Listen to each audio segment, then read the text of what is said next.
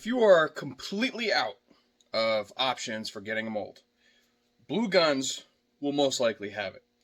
Now, the reason why us holster manufacturers don't want to use a Bluegun is because it is not blocked whatsoever, and it's a lot of work for us to do this. Now, generally when you have splits, you can throw these on here, and you can use these for test fitting if you don't have the actual firearm. Works great, but sometimes these are out of spec, yada, yada, yada. Anyways, so I have in my collection of 250 molds, roughly maybe 6 of these. And I'm going to show you how to prep it so that when you go ahead and make a holster with it, this is what you're going to do. And the first step is to make it look very ugly by putting a lot of bondo on it. So this is a 97B. I'm about to make a holster for it, so now I got to finish this. So right over the ejection port, I did a layer of bondo. I might have to do a second layer. We'll see. But I'm going to sand that smooth all the way around. We're going to grind this pin off, and then I'll show you how to block the trigger guard if you want to do that, and if I decide on doing that. But I have another one that I did it to, and I'll show you that as well.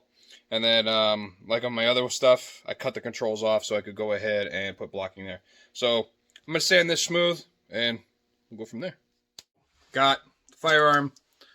I got the angle grinder. And I'm just going to do it quick just to get it out of here. So, watch this.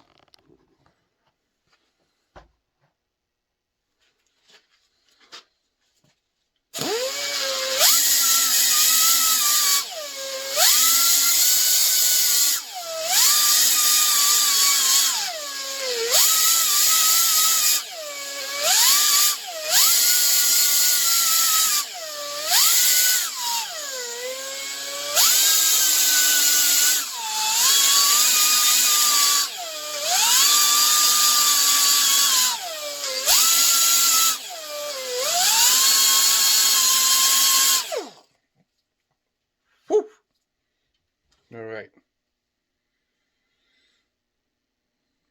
You may have to add a little bit more. But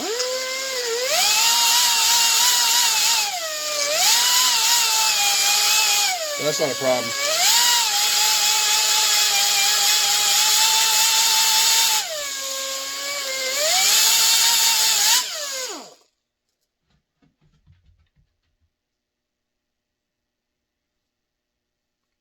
Yep, we'll have to add a little bit more. Cool.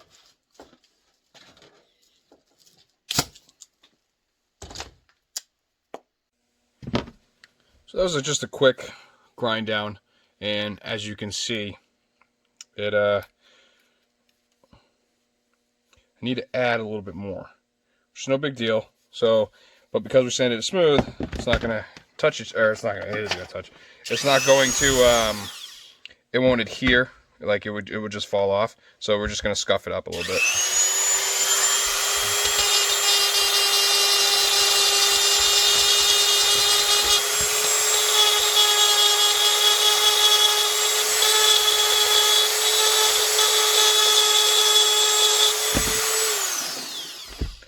Blow this crap off, mix up a new batch of bondo, and go from there. Alright, so the CZ is done. If you want to, you could fill in the serrations like I did on this M&P. It's not necessary because the tape will do it. You can if you want to, like I said. Now all I have to do is sand this down. I might leave this open, I might close it up, but I'll show you what I do other than that. So I'll take a piece of my 1/4" MDF, and I'll go ahead and I'll trace the inside, I'll cut it out, I'll shove it in there, and then I fill it with liquid epoxy.